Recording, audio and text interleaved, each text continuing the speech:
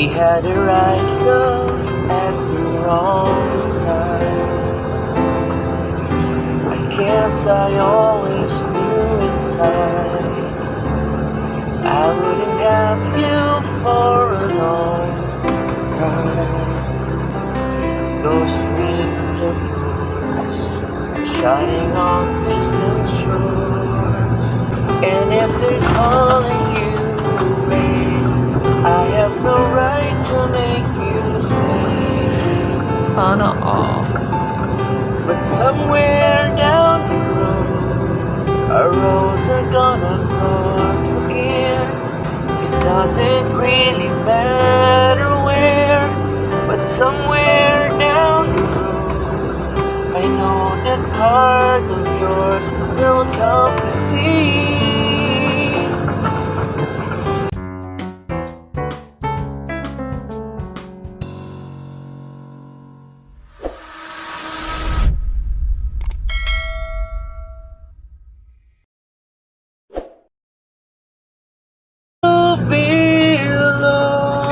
Okay.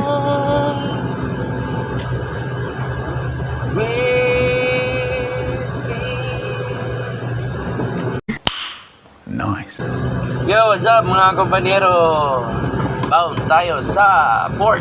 Atin na natin tong ating produkto na kinuha natin ng mga nakaraang araw pa sa Aramco.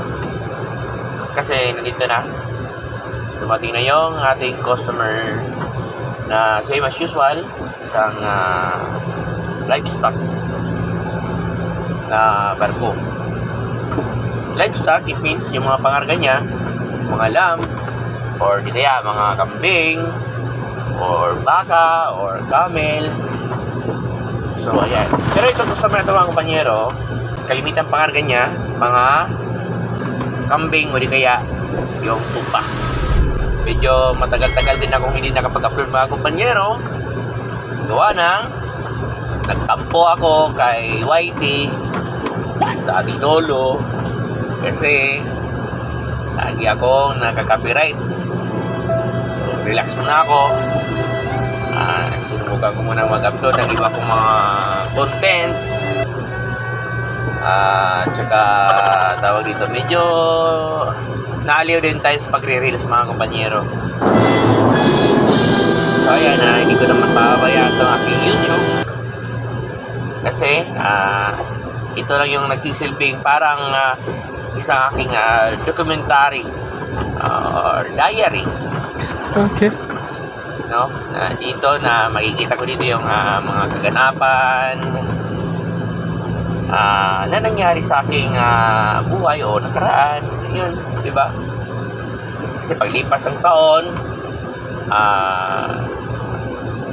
makikita ko pa rin itong mga old videos ko. So, magiging ano ko ito, alaala. At iiwang alaala sa mga mahal sa buhay. Ay, nako. Talaga naman.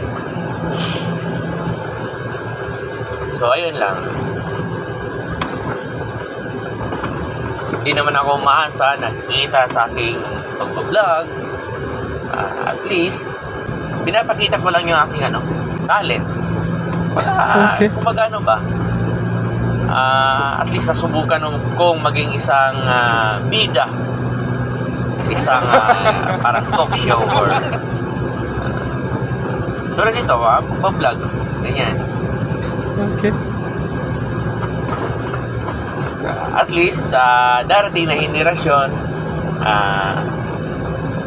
na tayo maging isang parang kwento na lang, at least may balang araw na ito ako, this is me, diba? So ayan, yun lang yung inspiration ko talaga mga kompanyero, bilang isang nagbablog dito sa aking trabaho sa lugar na to, sa Kingdom Saudi Arabia, o maging doon sa Pilipinas, o sa bansa man ako mapunta sa susunod na panahon o susunod na mga taon. So ayan at least may mapapanood ako. o mapapanood yung mga susunod na henerasyon. Ay, naku, balik-balik. Ayan, malapit ako sa port, mga kompanyero. Meanwhile. Tingnan mo itong mga ibang driver. Ayan. Diba? So, Bisaya pa yan, mga kompanyero. Sirok ba? Kabalaw mo tiis sa traffic, kaya cutting nga ng mga ubang kasada.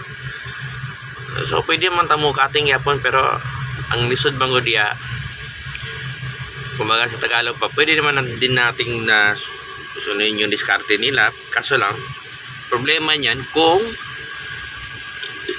makachamba tayo ng pako. A few inches later. May mga brand yung van dito. Van diesel yan lahat, oh. Ayos, ah. Ano pala to? Halo. Mercedes Actros pala to. Ating iba naman, van diesel.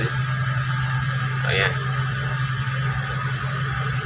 Ay, sikanhan pala to. Hindi pala to brand new. Saan kaya galing to? Much later. Kaya mga kompanyero, nandito na ako sa loob ng port. Ayan, diretso na tayo sa livestock area. Kasi doon lagi yung barko na dadaong pagka livestock yung mga pangarga.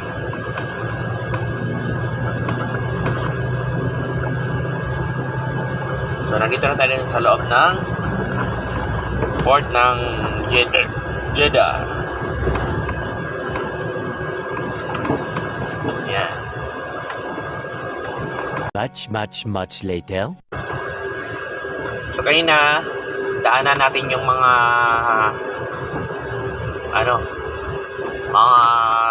tractor head. Akala ko mga brand new yun. Bago lang yun eh. So, galing siguro sa Europe yun, mga pinagnumaan doon. Kasi dito, kahit dito mismo sa sa Saudi, bihira ka lang makakasampa ng brand new. Dito, mga trucks talaga dito, mga second hand talaga. Kahit itong truck mismo na dala ko, second hand dito. Pero yung mga katabi nilang mga crane, may mga crane kasi yun. Medyo natabunan lang, hindi lang siguro nakit na aking camera. Mga crane yun, ang daming crane, mga brand new talaga yun for sure. Kasi nakabalot pa sa plastic yung mga upuan, yung nakikita ko sa loob. At itong mga tawag ito, sun visor na may mga pa kasi may mga plastic pa.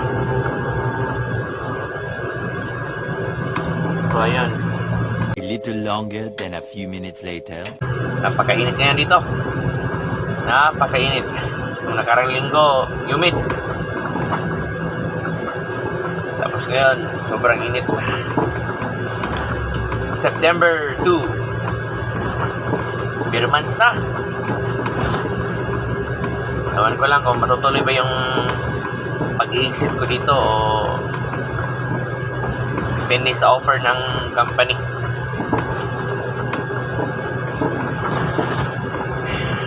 Ayan. So yun lang muna siguro mga kompanyero for today's vlog mga kompanyero. Kanta-kanta lang muna. So yan, kasi wala kasi ako masyadong may post na mga videos. Kasi pabalik-balik lang kasi yung mga videos ng mga kompanyero. Mga surroundings lang. Wala naman tayo topic. So yun, maraming salamat sa panonood mga kompanyero. Please don't forget to subscribe and hit the notification bell para maging updated kayo sa mga i-upload ko, susunod na i-upload. Ayan, maraming salamat mga kompanyero. See you again. God bless. 2,000 years later. Ayan na, nai-prepare ko na yung aking mga gagamitan, mga aparatos dito sa barko. Ayan, nasa likod ko lang. Ayan, yung barko niya, Hindi na yung pump. Ayan.